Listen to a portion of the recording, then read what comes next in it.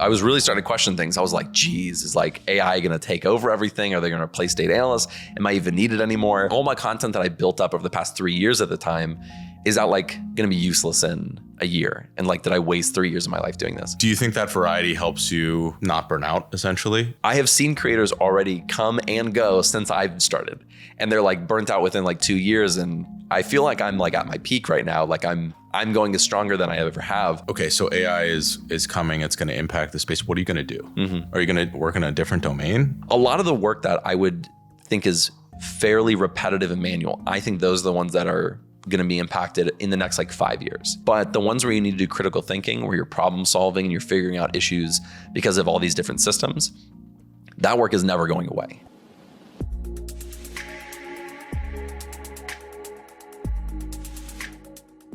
Alex, Ken, welcome back to the Ken's Nearest Neighbors podcast.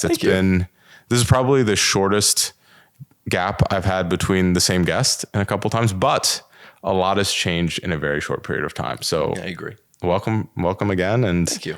I'm interested to dive into what's going on in your world. A lot. I got a lot going on in my world, but I'm excited to be back. I always enjoy talking with you, and it's always good when we get to talk in person, because usually it's via the internet, which isn't as fun. Yeah.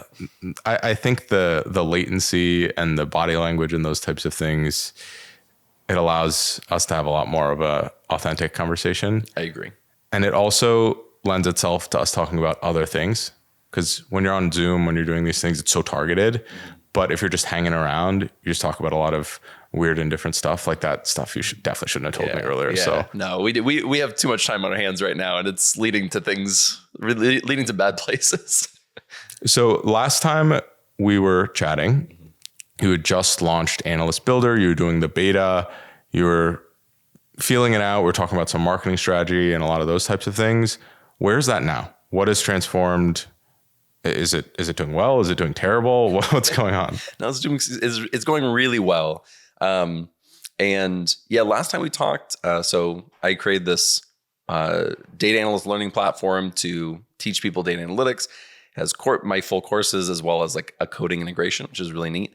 And it was just in beta. And so beta was like really stressful because we opened it up to about 2,000 people who are beta testers. And there was a lot of small issues, like login issues or payment issues or getting access to the courses that they paid for, little things, that are pretty important on a platform. And so we worked through a lot of those issues. And now we've been gotten out of beta for about 4 months now. And we're just about to hit 25,000 users. So we're like at 24,500 or something. So like probably in like a day or two. And what's been the best thing about it is I don't really have to promote it much because people kind of find it naturally, or it's kind of word of mouth. And so it's just natural growth. So we're getting about like 200, 250 people a day on average signing up, using the website, and it's really awesome. Then I see it on LinkedIn. People tag me on LinkedIn, and you also tag yourself. So I tag myself too. It's I can just tag myself and then I respond by myself by another account, and so it all works out. But it's going really, really well, and we have really big plans for the future of the platform. Even this year, we're going to be rolling out things like an AI assistant. We're going to be rolling out roadmaps for different learning paths, assessments, and a bunch of other things. And so even just this year, it's going to be light years ahead of where it was just a couple months ago. So it's all like super, super exciting. That's amazing. So you're Alex, the analyst. You're not Alex, the software engineer. No. How did this come about? How were you able to build something like this? Yeah. So the last time we met in person was Salt Lake City for the last creator meetup. And that was about almost 2 years ago now. But I had the initial idea there and I pitched it, kind of like, hey, what do you think about this? Is this like a good idea to you and a few of the other people there? And everyone was like, it's a great idea. You just have to like find someone to do it or to partner with or something. And I was like, yeah, that's really tough. I'm not like, I can't build that myself. It's too advanced for me. So afterwards, I reached out to a few people like in the industry who already had websites or platforms that did something kind of similar. And I pitched it to them and I was like, hey, I have this idea. I was like, if, you do courses, what if we added the coding piece and then I would be like an ambassador for you, or we partner in that. And I could really, help help your platform as well as the new piece. And I brought it to about 3 or 4 different people who I had kind of connections with, and all of them were like, that's not really what we want for our business long term. I said, that's totally fine. I absolutely get that. Like, you're doing your thing, you're good at it, you don't need to change. And so I was like, I still think it's a great idea. I want to build it. And I can't build it myself. So I started reaching out to developers that I knew and people that I knew. And I almost partnered with 1 or 2, but in the end, it just didn't work out. And so I started posting on things like Upwork and Fiverr, like, I'm needing a remote code execution engine on this to be hosted and scalable and for courses. And like, it's a really lofty ask for anybody. But I had a ton of people reach out in the United States and places around the world. And I posted it online as well, like on social media. And so I had a ton of people reach out. But there was one person that I talked to where I was like, this guy gets it. And his name was Kasoon. And now he's like my business partner. And I flew him out to meet him. And, I'll be releasing some videos with him next couple months or so. But when we started talking, he was like, I love HackerRank. I love LeetCode. He's like, I've always wanted to build something like that. I know exactly what you want, and I have the idea of how to build it. And so he drew out some like initial schemas for how the infrastructure would work.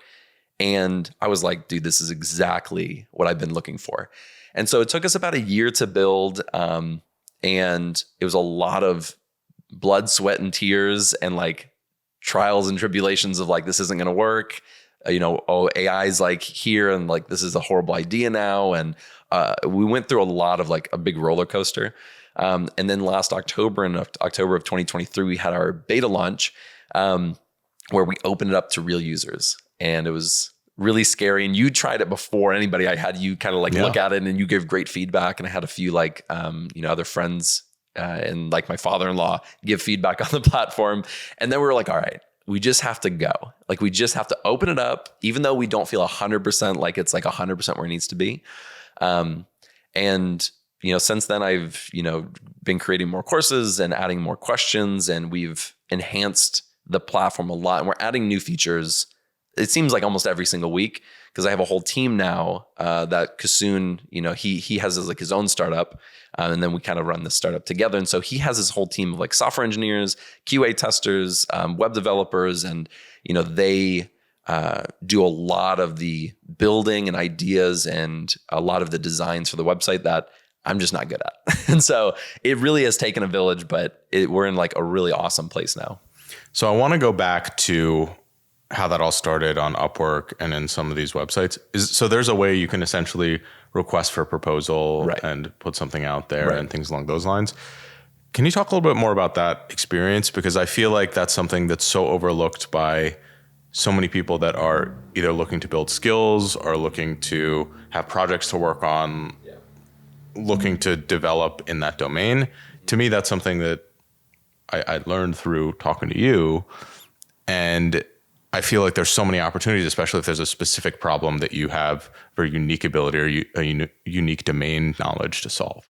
Yeah, this is not the first time I've used Fiverr or Upwork. Like, I've used it a lot. If I had specific issues that I couldn't solve, like it was too advanced for me, I would post on, I've used Fiverr for quite a long time. Upwork, I was like kind of new to, but Fiverr I've been using for a while. And so just in terms of like getting people, like freelancers who are really good at something, I put like a complex problem up there. I'm like, hey, I'm trying to do this with Python, and I just can't get it to work. And I'm willing to pay someone. And so then what you do is you basically put like a job up, and you say, hey, does anybody know how to do this exact thing? And then they'll pitch it to you.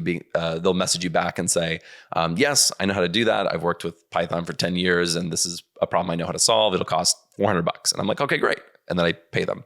And then they solve it. And it's a great platform. Right? It's just very much like for freelancers or anybody who has a good skill. And so for this one specifically, I posted this, I made this kind of job, and I just said, hey, I'm looking for someone who knows how to build something like this. Very complex, very complicated. And I wanted to build it from scratch. Because there were some third-party companies that do offer services for remote code execution engines where you can run Python, SQL, Java, C, any programming language. The issues with those, though, are that they are very limited in what you can do, and you don't have control over certain aspects that I felt like I needed control over. And we also wanted to integrate the courses with the coding. So while you're taking Python, you can then actually practice writing the Python code in the editor. And so I had that vision, and I was like, I can't do that with some of these third-party companies. And so it was super complex, and I got pitched by a lot of different teams. Like, this wasn't just like some random guy in New Zealand. It's like, this is like a team based in the US who would pitch me like this. And they're like, this is going to cost, $80,000 or 75 or, 50 or 30 or whatever it was. And so then I had to like really narrow down, because I didn't have a huge budget at the time. I was like, I really need to narrow down someone who I think is really technically proficient that I can also work with. And, they'd be willing to work with me kind of on a limited budget at the beginning, with the promise that, or the hopes that if it really does well, then I'd be able to provide a lot more. And so we found a really good balance with, getting it out, although it took a year, getting it out, but also having the quality of work be extremely good. And so it was tough. It took a long time for me to even find someone, probably like 2 months, to really nail down the person or the team I was going to work with. To me, that's a very different version of contracting than what people see. Mm-hmm. People think, oh, I put myself on Fiverr and people come to me. Right. And the idea that you're selling yourself and you're putting in proposals, to me, is almost... It's like backward. It's backwards, but it's how you... If you're starting up and trying to get work, that's probably one of the best ways that Absolutely. You can do that. Is that something you're doing as well? I know you've been doing contracting. Is that how you go about it, or you have contracts come through other things as well? Yeah, I don't. Although I know other people who do. It's similar field, like data analytics. Like, that's what they do, is they work on these Fiverr and Upwork, and they do freelancing. I do more consulting, which the delineation is sometimes not there. In consulting, you just don't code as much. Freelancing, you code more. Right. That is actually how I usually say it. I'm like, freelancers usually do the actual coding or the actual work, whereas consultants usually come in at more like a high level. And so because of my YouTube channel and like my LinkedIn and stuff, I usually have people email me and they just reach out and they're like, hey, I saw you, do this. I was wondering if you could help me with this problem we're having.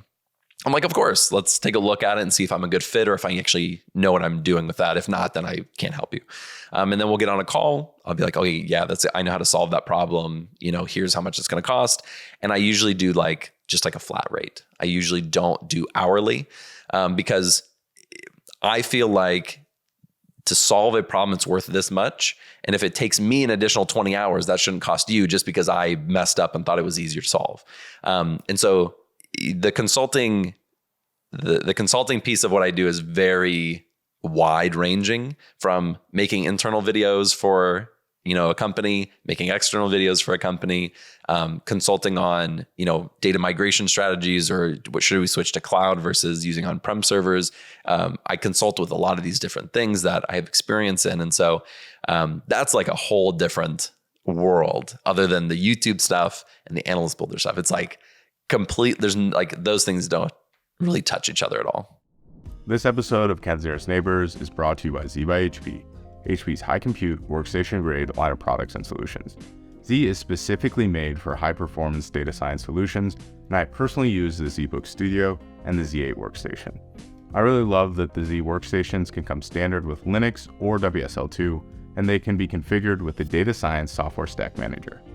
With the Software Stack Manager, you can get right to the work of doing data science on day one without the overhead of having to completely reconfigure your new machine. Now back to our show. Do you think that variety helps you not burn out, essentially? I think that with a lot of creators, we sort of either feel like things are getting stale or just fatigue from producing a lot. And you're someone who's been unbelievably consistent for basically 4 years. That's not something that I've done. Outside of the podcasting, I've been pretty consistent.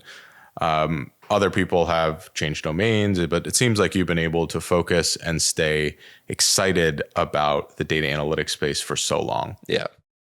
How are you able to do that? Again, is it related to that variety or is it something else? Yeah, that's a really good question.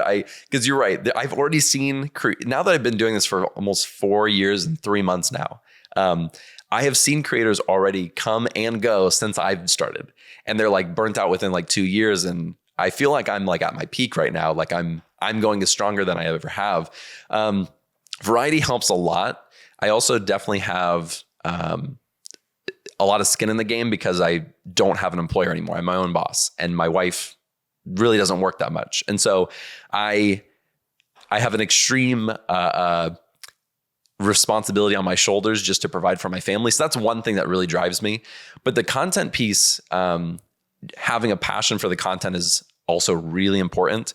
I will say I did go through one slump, and this was, I remember getting on a call with you, and you were kind of like, we were all kind of in the same place. We were just like, man, this time is like really tough right now. And I was in a slump because it was like almost 1 year ago. It was March of 2023. Yeah, March of 2023, AI was starting to I was really starting to question things. I was like, geez, is like AI going to take over everything? Are they going to replace data analysts? Am I even needed anymore? Is all my content that I built up over the past 3 years at the time, is that like going to be useless in a year? And like, did I waste 3 years of my life doing this? I had like almost an existential moment.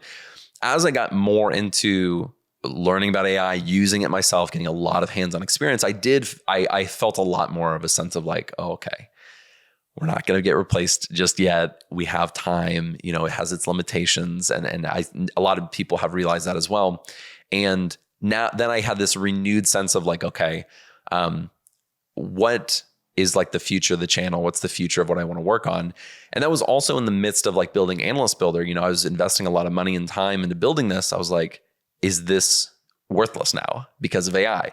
I now feel more confident in like the analytics space than I ever have, because I 100% see a future for how analysts are going to adapt and change over time, and how important they are in the market. And I think just that in and of itself really gave me a lot of push and drive to be like, now is the time to really invest, instead of taking a seat back and waiting to see what happens with all this AI stuff. I was like, now is the time to like really push forward and like dive deep into this to make sure that I'm giving my audience the best information I can. Like if I thought AI was going to replace them, I would want to tell them like, hey guys, this, may not be the best career for XYZ reasons. But now I feel like more confident now than ever that there's going to be a bigger tech market in the future because of AI. And we need to learn maybe not all the exact same things, but learn a lot of the same things, but then adapt that with AI and kind of go with the tech flow instead of kind of shying back and like thinking everything is going to be replaced. Because I think it's actually going to be a much larger market in the tech space in the future. At least that's what I think. My philosophy is, okay, so AI is coming. It's going to impact the space. What are you going to do? Mm-hmm. Are you going to work in a different domain? Is a different domain going to grow more? I think AI as a force is going to impact a lot of different professions. For sure. And unless you're going to go into trade school and become a plumber or electrician or something along those lines, it's going to largely affect all knowledge work. Yeah. And so if it's going to affect all knowledge work, you might as well, one, understand how to use it, but also get good at the knowledge work 100%. so that there's opportunity. So like in either scenario where AI, it just augments and it creates more jobs, which I think creating more jobs is like 50-50, right? Where it's like, okay, if one person can do the same amount of work as X amount of people, we're probably going to have less people that are needed for specific roles. Mm-hmm. But if more money is being invested in technology and all these companies, there's probably going to be more opportunities in those spaces, right? Well, one to that point though, I think that right now AI is on this, like we're on this huge hype. I do think that we're about to get to a place where a lot of companies are going to try to, they already are starting to implement it, and they are already seeing the limitations. And not only limitations, that there are issues that come with it. With any technology, there are going to be issues that need to be solved, and AI is no different in the fact that you're trying to use AI for this really complex system and it's not giving you the same output every time. And that's an issue. You need people to solve that. And so you have to have data engineers, software engineers, AI engineers who know how to use this stuff to come in and solve that issue. But when that issue happens, then you have to have someone to check the quality of the data. Then you have to have somebody make sure the pipelines are being consistent. That's where then you need QA analysts and data analysts and business analysts to work with your vendors. Like it creates, problems are being solved. and bigger problems are being addressed, but then that leads to different issues that we haven't encountered yet, which leads to, I think, is going to lead to a lot more jobs.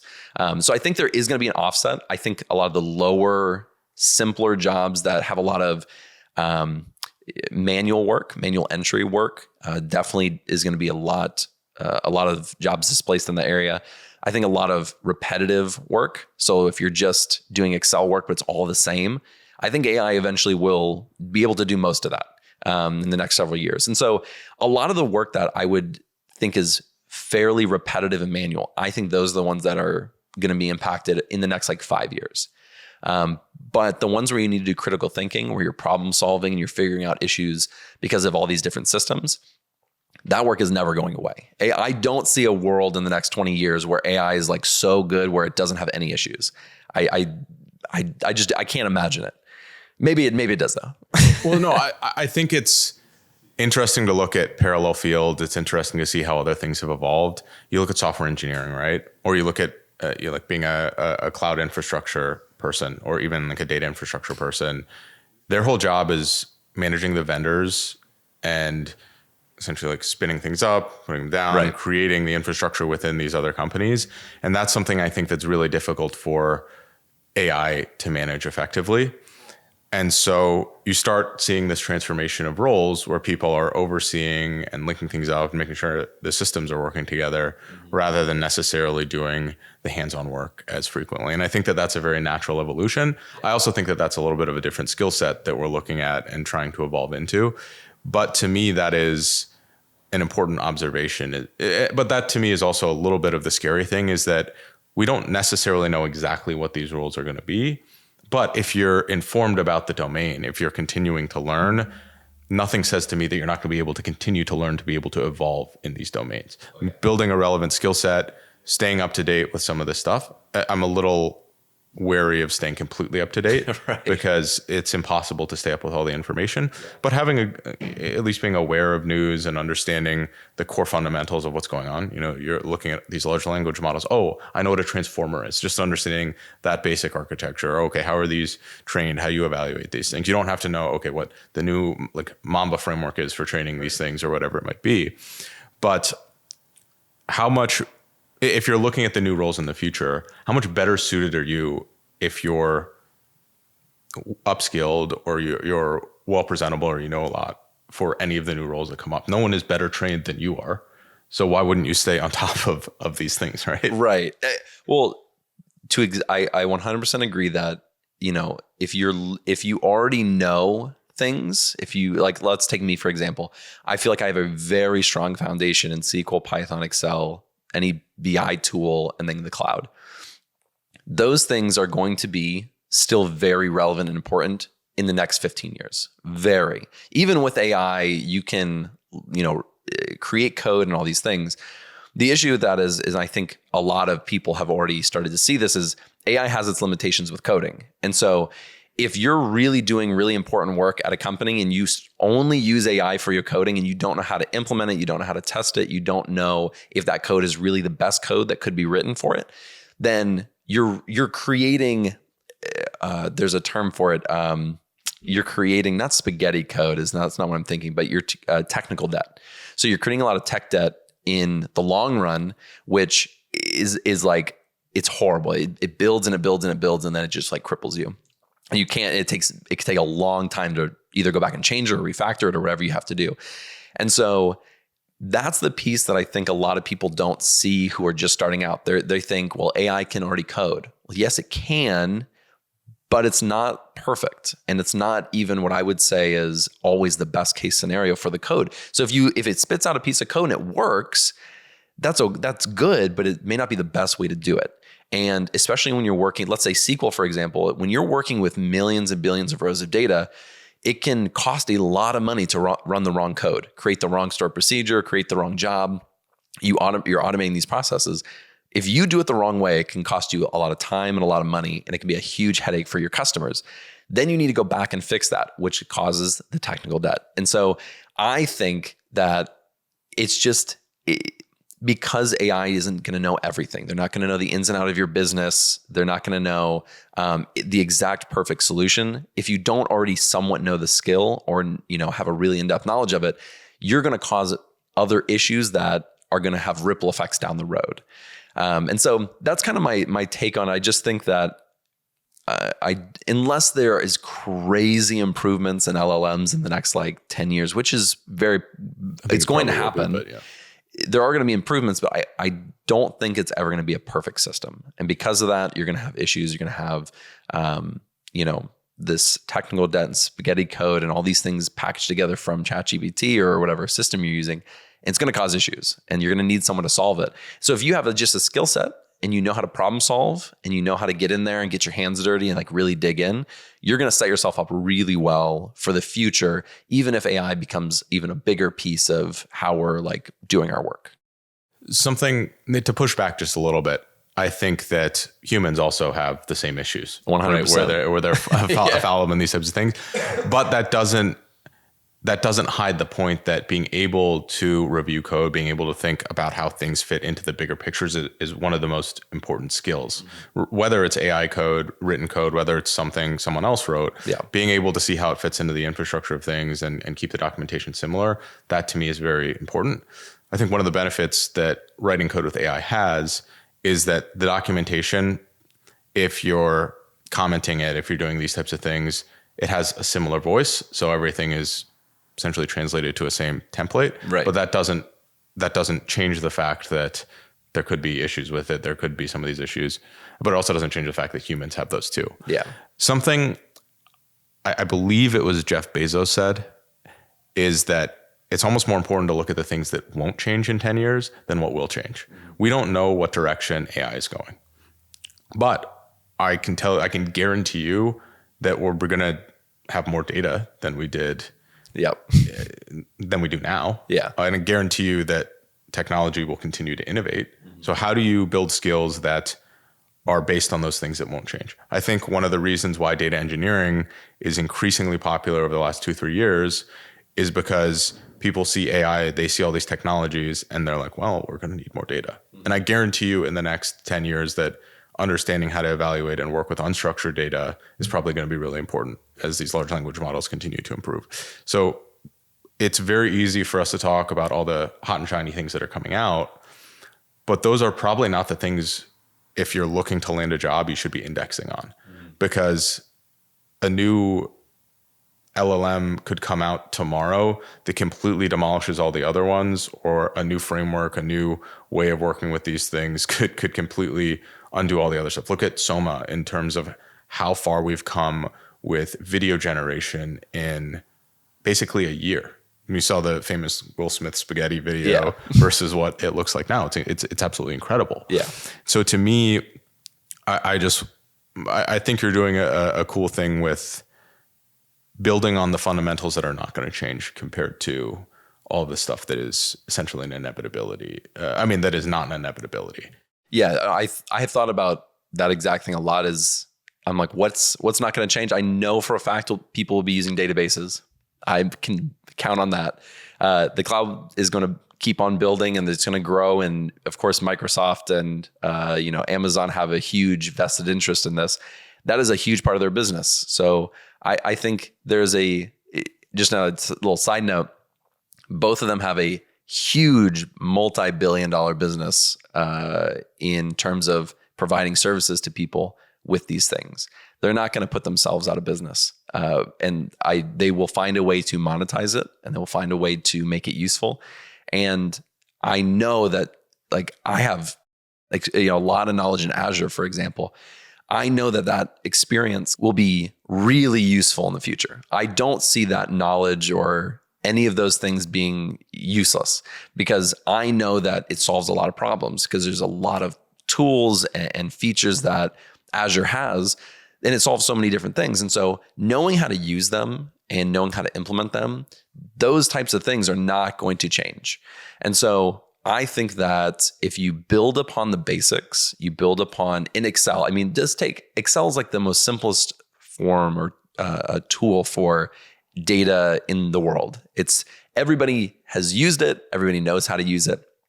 Excel is not going to go away. Even just as simple as that tool, the basics are going to be extremely important even in the future. And so that is really what I do. I have been telling people, and I kind of am, I'm taking Analyst Builder in that direction and my YouTube channel in that direction, which is you have to have like fundamental skills. You cannot get away from them. And if you try to, here's the issues that are going to happen because of it. And it's going to be a lot harder to really get a job and be good at that job. And so I'm really leaning into the narrative of you need the fundamental skills, but then you also need to know how to use it with AI. And that is where that's my next series on YouTube, or one of my next series on YouTube. That's one of my next courses on Analyst Builder is how to use AI right now. And of course, that's going to be changing. I'm gonna have to continuously update that as things change and improve and new tools are integrated with Microsoft and Google and whatnot. Yeah, I think something that we might have left out is also that the harder a skill is to replicate, the more opportunity you might have. Something that I also don't view as changing in the next 10 years is that large companies will be ripe with inefficiencies and complexities. You look at AWS, you look at Google Cloud, you look at Azure, Microsoft. Getting to use the systems and understand how to use virtual environments, spin up all these things, like that is actually one of the hardest parts. It's still very confusing. It's still very confusing, but that's not something in my mind that is going to go away in the shorter near term. There's no incentive for a lot of these companies to organize these better or to really improve that process. Yeah. And although it might not be fun and sexy and glorified, being really good at operating within these systems actually can be a tool that helps you to extend or further your career. Not something that I would view as a fundamental, but there's people that are just basically AWS specialists that are really focused on knowing how AWS works, and they have they're essentially tying their fate with Amazon, right, which in the scheme of things isn't necessarily a bad thing. Maybe not something that everyone should do or approach everyone should take, but if you're looking for almost a competitive edge, or you're looking for something that is essentially drudgery to learn but is hard to replicate, and also something I don't believe AI will do a great job of replicating in the short term, there's a lot of opportunity in things like that. Yeah. And we talk so much about, again, the fundamentals and skill acquisition, but there's infinite ways to land jobs. There's infinite ways to find opportunities for yourself. It's just figuring out how you differentiate and what roles you fit into uniquely. Yeah. Well, I kind of, as a side note to that, is that I think domain knowledge is also crazy important. And one of the things that I think really differentiates me from a lot of other people, and why I was able to kind of be promoted so quickly up to like a manager role, was that I had a really in-depth knowledge of healthcare. Like that was my specialty. I knew it really well. And I've messed around with AI and domain knowledge and stuff. It has a pretty good understanding of it, and I think that will get better over time. But there are so many nuances to domain. In like healthcare specifically, I was working with oncology data, hematology data. Of course, LLMs or AI are going to be able to have a lot of that information. But what they're not going to have is the conversations that I have with a doctor. They're not going to have the conversations that I have with a nurse on how they're collecting their data. They're not going to have the hands-on experience that I had when I was working in a hospital.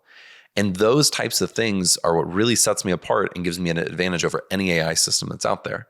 And so, they're going to have some fundamentals, and you're going to be able to use it and be like, okay, I forgot what an ICD code is. What's the ICD code for this? And it'll give you that information. But then to really connect it to certain things in different aspects, it may not be able to do as well or consistently. Whereas I know that I can do it extremely consistently every single time. And so the domain knowledge, I think, is going to be really set you apart and be future-proof, in my opinion. I think I could go back to healthcare in a heartbeat, and I would be, I'd be rock and rolling. Sure. But, I don't think that if I had no domain experience, I just had my technical skills, I think it would be much harder, especially in the future.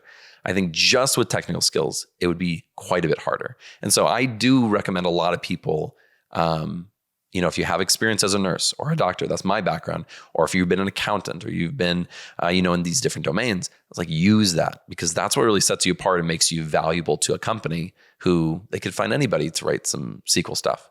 But if you know how to connect it, you understand it, and you can write the SQL, you're a much better fit, and you'll provide a lot more value and solve a lot more problems that way. I think something that goes really overlooked with domain knowledge, like what you're saying, is bringing in knowledge from a different domain into a new domain. So we talk so much about, healthcare, this is how it works here. Right. But we don't talk about, I worked in sports and we did it fundamentally different than healthcare. Right. And me coming in, I start to see different opportunities that were available there. A lot of the time we overlook our existing knowledge to try to build new domain knowledge. I think you should 100% build new domain knowledge, but coming in with a fresh set of eyes and a different set of tenets and principles around a domain is something that is very useful in problem solving. That is one of the most effective ways. It's called analogous thinking, where you're just pulling from another domain. And that's where most innovation happens. Yeah. And so I think that a lot of people sell themselves short because they don't have new domain knowledge, but they have old domain knowledge from a different discipline, and they don't leverage that effectively. There's a great topic on that in the book Range by David Epstein that I recommend everyone read. And I also think that fresh eyes is just a really valuable thing. But fresh eyes, if you're coming out of college and you don't have any unique experience, not that necessarily always happens, but you're not bringing anything to push off of, or you don't have a frame of reference to change, or you don't have anything necessarily that you can bring in unique. That's one reason I recommend everyone have really unique experiences, because your frame of the world is different, and you're going to be able to spot opportunities where there's contrast. And that contrasting view is, in my mind, something that we don't talk about enough. We always talk about domain knowledge, but we never said which domain. Right. And that's something I'd want to make sure I leave everyone with here, is that like it doesn't matter what domain it is, as long as you have a frame of reference that is structured. You start to see opportunities, or you see how it's different, and that is where insight happens. And that's literally what I did too. As I was in healthcare for 5 years in analytics, and then when I became a manager, I moved over to IT, and IT is very different than healthcare. And so when I got in there, I was like, okay, why do you do it this way? Why do you do it this way? And as a manager, I had a budget and I had a team, and so I could make changes. And one of the first things that I did when I got in there was I was like, why do we do things this way? And they're like, well, that's how we've always done it. I was like, well, have you thought about doing it this way? Because that's how I've done it in my previous domain. And I'm like, I actually think that'd work a lot better. And they're like, yeah, that would work a lot better. And so, we went through in the first 6 months I was in there, we went through a huge change where I was like, we got to improve these processes. Because like you said, I had a different background. I didn't come from IT, and that's how they do things in IT. But I got in there and I was just like, I've never done it like that. And I actually think it's pretty inefficient doing it that way. Let's try it this way. And then we did it, and it worked out really well. And so there definitely is, like you said, a piece of getting a fresh set of eyes, a different perspective from somebody else's experience or domain, because every domain is very different. Banking versus healthcare versus accounting, construction, whatever it is, very different domains. And so, I think that is a really good, I haven't thought about that until you said it, but that is a really good, an interesting point. And I've hired people from different domains too, who came in and were like, I did it this way in like a different way. And I actually think that'd be good. So they have different experiences from different areas, and, you kind of come together and make something beautiful. Yeah. I think good managers, good leaders recognize that. And that's something that not as good leaders, not innovative leaders overlook. They say, we just want this person to fill this role. They have to have XYZ requirements. And it's not about that. It's about what this person can bring that is different, not in the sense of we necessarily need diversity. It's that having different frames of reference allow you to problem solve in very unique ways. You introduce randomness, you introduce different mental models, and that's how you build a new mental model that is generally better. Alex, those are all the questions I had. Any final thoughts? Any words of wisdom?